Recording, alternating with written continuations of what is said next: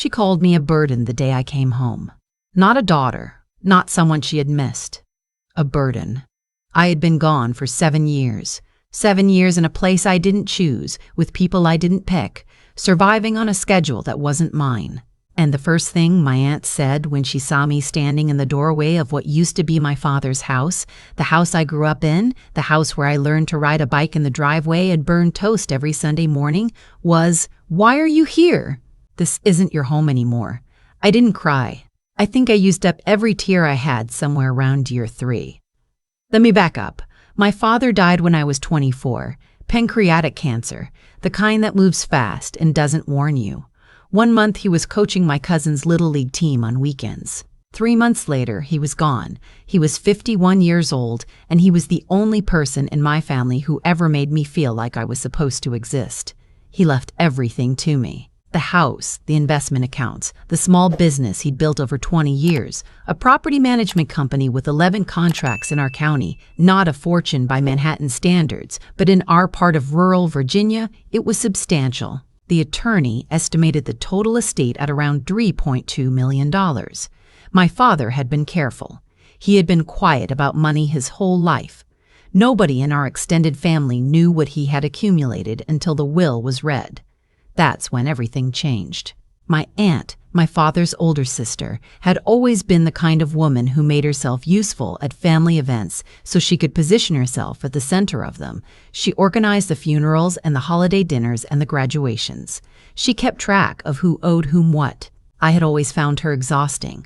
After the will reading, I found her dangerous. She didn't contest the will immediately. She was smarter than that. She started with dinners. She came over twice a week with casseroles and sympathy and questions about whether I was really ready to take on a business at my age. I was grieving. I was 24, and I had just lost the one parent who raised me. My mother left when I was 6, and I hadn't seen her since, and I was not in a position to recognize manipulation when it was sitting across from me with a lasagna. She introduced me to a man she called a family friend. He was some kind of financial advisor, she said, someone who could help me figure out what to do with the estate. I didn't have my own attorney yet. I didn't have anyone. I signed some documents that I didn't fully understand because she sat next to me and told me they were routine. They were not routine. I found out much later that those documents included a limited power of attorney that granted her temporary management authority over the business while I was, and this is the word they used, incapacitation. The incapacitation they were planning hadn't happened yet, but it was coming. 6 weeks after my father's funeral, I woke up in a facility I didn't recognize. It was clean. That's what I remember first. It didn't look like what you'd imagine when you hear the word institution. There were plants in the hallway, the floors with that particular shade of beige that tries very hard to feel calming.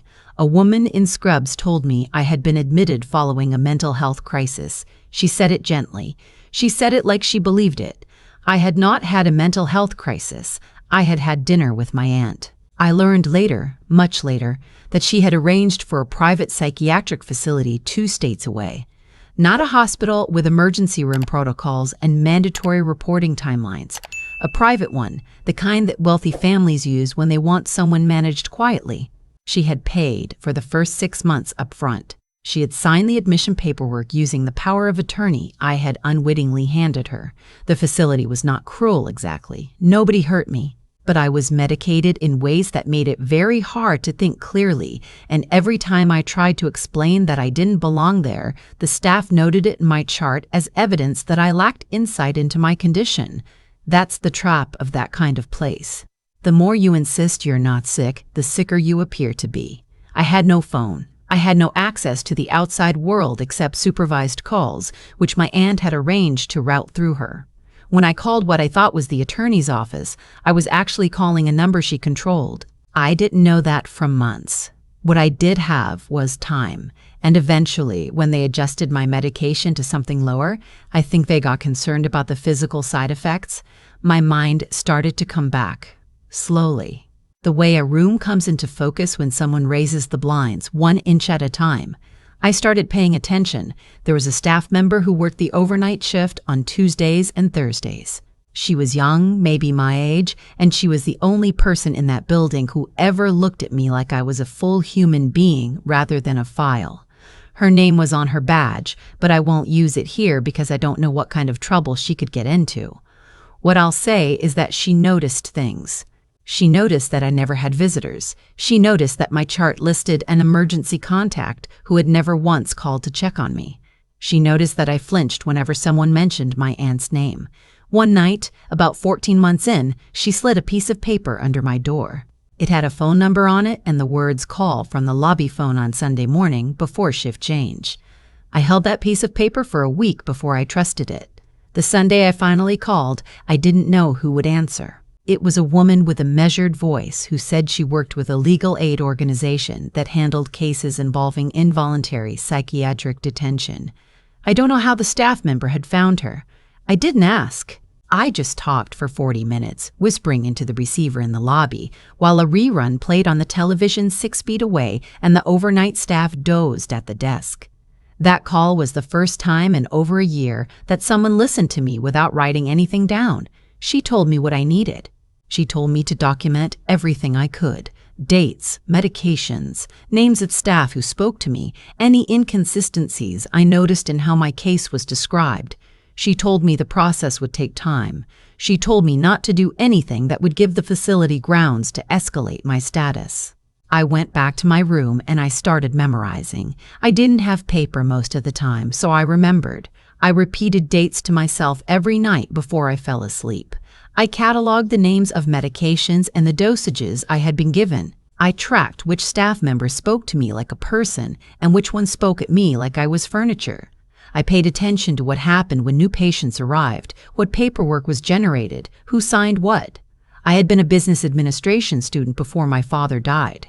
I knew how to read a process even when I couldn't see the documents. Meanwhile, back in Virginia, my aunt was running my father's company. I know now what she did with it. She restructured the management contracts so that a subsidiary she had created, quietly, with her financial advisor friend, was skimming an administrative fee off every payment. It wasn't enough to make the contracts obviously unviable, but over 3 years it added up. She was also renting out my father's house, our house, and depositing the income into an account I had no access to. She had told the neighbors, apparently, that I had gone abroad for work. She had told the business clients that I was traveling and had asked her to oversee operations. She had told my father's attorney that I was unwell and that she was protecting my interests. I think the worst moment, the one that still sits in my chest when I let myself think about it, wasn't any of this. It was something smaller. Somewhere in the second year, the staff member who had helped me left the facility. New job, I assumed, or maybe she had her own reasons for going. Before she left, she found a way to get me one piece of information. She told me that a woman matching my aunt's description had come to the facility for a meeting about 8 months after I was admitted. She said the woman had been calm. She said she had handed over additional documentation and spoken about me in the past tense, like I was already gone. I think about that sometimes, the deliberateness of it. It wasn't impulsive. She hadn't snapped in a moment of greed. She had planned this. She had sat across from me at my father's dining room table with her lasagna and her sympathy. And she had already known what she was going to do. The legal aid attorney filed a petition for an independent psychiatric evaluation. It was denied the first time. She appealed. It took 4 more months. When the independent evaluator finally came, she spent 3 hours with me. She asked different questions than anyone at the facility had ever asked. She asked about my childhood, my education, my father, my plans before he died. She asked about the documents I had signed and whether I had understood them. She asked whether I had ever, in my own words, asked to be admitted. Her report was 11 pages. I read it so many times I could recite it. The evaluation found no evidence of a psychotic disorder. It found evidence of prolonged medication exposure, consistent with treatment for a condition I did not appear to have. It noted significant concerns about the circumstances of my admission. It recommended immediate discharge and a formal review of how I had been admitted in the first place. My aunt's attorney tried to block the discharge on the grounds that I remained a danger to myself. That motion was reviewed by a judge who had also received, by that point, a referral from the state's Adult Protective Services Office, which had been quietly contacted by the legal aid attorney 3 months earlier. The judge denied the motion. I walked out of that facility on a Tuesday afternoon in November. I was 27 years old, going on 100. I didn't go back to Virginia immediately. I stayed with a woman from the legal aid organization for 2 weeks. I slept for most of it.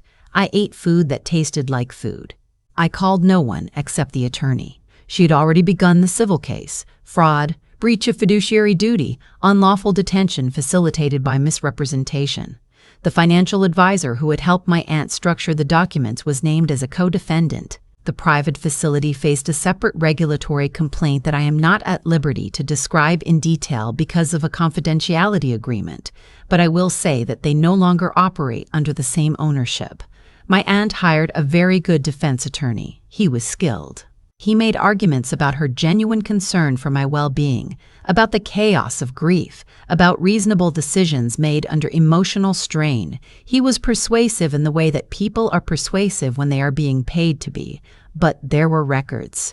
That's the thing about financial crimes. They leave records. The subsidiary she had created, the rental income she had deposited, the management fees that had been redirected, 3 years of paper trails that her attorney could not explain away as grief. The civil judgment came down 14 months after I walked out of the facility. She had to return everything, every dollar of rental income, every management fee. The business, which she had allowed to decline to the point where 2 of the 11 contracts had lapsed, was assessed at its diminished value, and the difference was added to the damages. Her own assets were frozen pending the judgment. The financial advisor settled separately. I stood outside the courthouse on the day the judgment was entered, and I felt nothing at first. I had expected something, relief maybe, or satisfaction, or even just the clean feeling of something finished. But I stood there in the November cold, and I mostly felt tired. My aunt came out of the courthouse with her attorney, and she looked at me. She didn't say anything. I think she expected me to say something. I had nothing to say to her. There is no sentence I could have offered that would have meant anything, and there is no apology she could have given that I would have known what to do with. I turned and walked to where the legal aid attorney was waiting by the car, and I didn't look back. The house needed work. 3 years of rental tenants had left it in rough shape, and before them, months of sitting empty while the estate was in transition. I had contractors in by March. I kept the property management business, though it took almost a full year to rebuild what had been lost. 2 of the original clients came back when they heard I was running it again. A third came back 6 months after that. I hired a property manager with 20 years of experience, and I gave myself permission to learn slowly. I still have the piece of paper with the phone number on it. It's in a drawer in my bedroom. I don't know why I keep it. It's not like I need it anymore, but I look at it sometimes and I remember what it felt like to hold something that small and understand that it was everything. People ask me sometimes if I'm angry. They ask it carefully, the way people ask things they already expect a complicated answer to. The honest answer is that anger was what kept me going for a long time. Anger is a useful thing when you have nothing else. It burns clean and it keeps you warm, and it doesn't require anyone else to validate it. But I don't live inside it anymore. I made a choice at some point in that facility that if I got out, I was going to build something that was actually mine. Not something built around what she had done. Not a life organized by revenge. What she did cost me years I won't get back. My mid-20s, gone. Friendships I had to rebuild from near nothing. A version of myself that might have existed that I'll never know. But I'm here. I'm 31 years old, and I wake up in my father's house every morning, and I make coffee, and I sit by the window, and I watch the light come across the field the same way he used to watch it. That's mine. Nobody signed that away.